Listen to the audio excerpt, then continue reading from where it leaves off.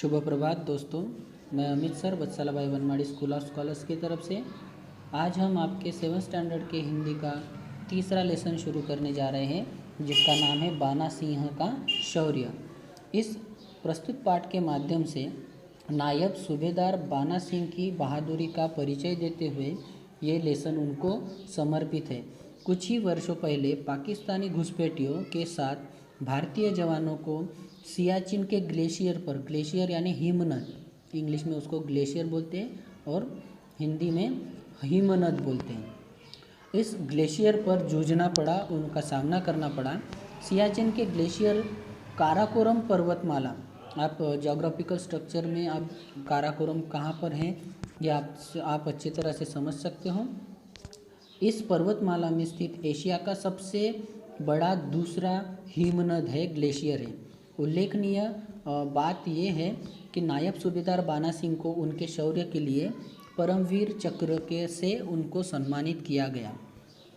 यदि हम सियाचिन की बात करें, उसके जोग्राफिकल स्ट्रक्चर यानी भौगोलिक स्थिति की बात करें, तो अगर उन पर नज़र डालेंगे तो वहाँ की जो हवा है, जलवायु है, उस पर अगर नज़र डालेंगे तो निश्चित ही हमको अनायास एकाएक शीत का अनुभव यानी ठंड का अनुभव हम महसूस करेंगे। यह वही हिमनद है जो कुछ वर्षों पहले एक रण क्षेत्र में तब्दील हो गया था, युद्ध भूमि के रूप में बदल गया था। सियाचिन हिमालय की काराकोरम पर्वत श्रृंखला में, काराकोरम जो पर्वत लाइन है उसमें एशिया का सबसे बड़ा दूसरा ग्लेशियर यानी हिमनद है। यहाँ पे बर्फ़ की जमी हुई नदी है 5400 मीटर से लेकर 5760 मीटर तक ऊंची से ऊंची ऊंचाई है।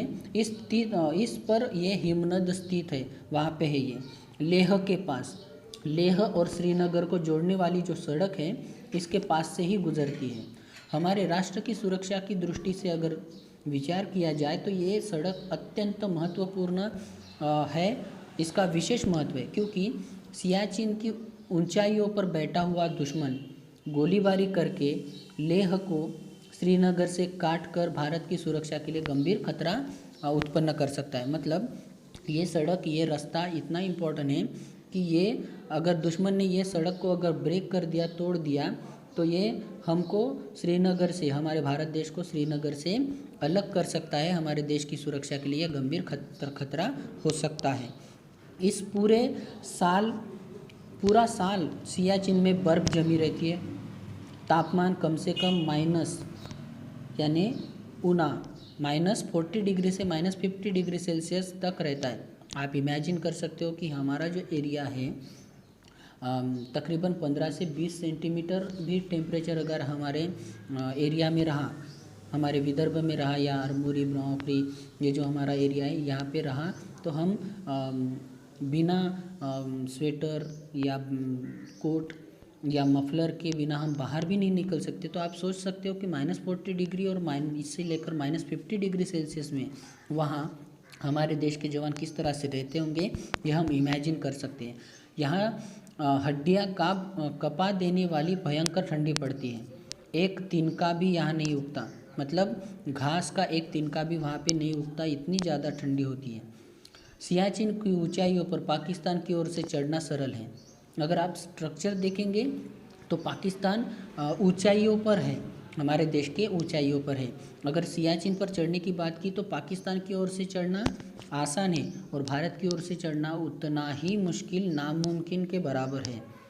हुआ यह कि अनुकूल भौगोलिक परिस्थिति के अनुसार उस भौगोलिक परिस्थिति का लाभ उठाते हुए पाकिस्तानी सैनिकों ने सियाचिन के सबसे ऊंचे स्थान पर पहुंचकर अपनी चौकी बना ली। वहाँ पे शस्त्रों का पूरा जखीरा जमा कर लिया। उन्होंने बड़ी शान से अपने प्रथम राष्ट्रपति कायदे आजम मोहम्मद अली जिन्ना के नाम पर इस चौकी का नाम कायद चौकी रखा।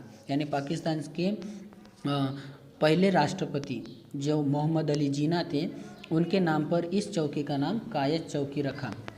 वहाँ से सुरक्षित ऊंचाइयों पर बैठकर पाकिस्तानी सैनिक आए दिन भारतीय चौकियों पर गोलीबारी करते नज़र आ रहे थे।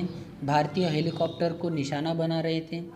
सियाचिन में पाक सैनिकों की ये हरकतें देखकर भारतीय सेना के सामने एक गंभीर चुनौती थी नज़र आ रही थी। प्रश्न सिर्फ भूमि के एक टुकड़े का नहीं था, तो प्रश्न था हम अपने कर्तव्य पालन का, अपने कर्तव्य परायणता का। प्रश्न था हमारे आत्मगौरव का, हमारे आत्मगौरव के संरक्षण का। प्रश्न था हमारे देश की एकता और अखंडता की रक्षा करने का। सियाचिन पर स्थित यह जो कायद चौकी थी एक अभेद्य किले की तरह थी, जिसको भेदा नहीं जा सकता था। अभेद्य यह किले जैसी ये चौकी थी। 21,153 फीट की गगनचुंबी ऊंची चढ़ाई नितांत कठिन थी।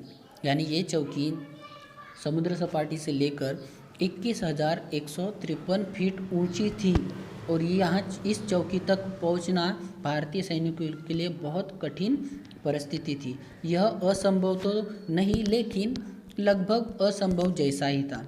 एकदम इम्पॉसिबल नहीं, लेकिन इम्पॉसिबल जैसे ही नज़र आ रही थी। इस पर असहनीय ठंड का प्रकोप, ये तो एक तो 21,153 फीट ऊंची ये गगनचुंबी थी और उस पर ठंड का मौसम, इसकी वजह से यहाँ पे चढ़ने के लिए बहुत सी कठिनाइयों का सामना करना पड़ सकता था। वहाँ पे तेज बर्फीले तूफान आते थे, आंधियाँ आती थी, प्राकृतिक रूप से बनी 1500 फीट ऊंची बर्फ़ की दीवारें। सोचो 1,500 फीट बर्फ़ की ऊंची दीवारें यहाँ पे खड़ी थी। किसी भी दुस्साहसी सैनिक के लिए एक गंभीर चुनौती बनकर हरदम सिर उठाए खड़ी रही थी। सूरज की धूप में चमचमाता हुआ एक यह दुर्लभ बर्फीला परकोटा देख आंखें आज भी सहज ही चकाचौंध हो जाती है। यानी सूरज की रोशनी उन बर्फ पर पड़ने से वो चमकीला हो जाता था, चमकता था। इतनी ऊंचाई थी। वहाँ इतनी ऊंचाई पर स्थित सुरक्षित बैठे हुए दुश्मन को मार भगाना अत्यंत कठिन और जोखिम भरा काम था। फिर भी भारतीय सैनिकों ने यह जोखिम उठाने का निश्चय किया। इसके आगे का पोर्शन हम नेक्स्ट पीरियड में देखेंगे। धन्यवाद।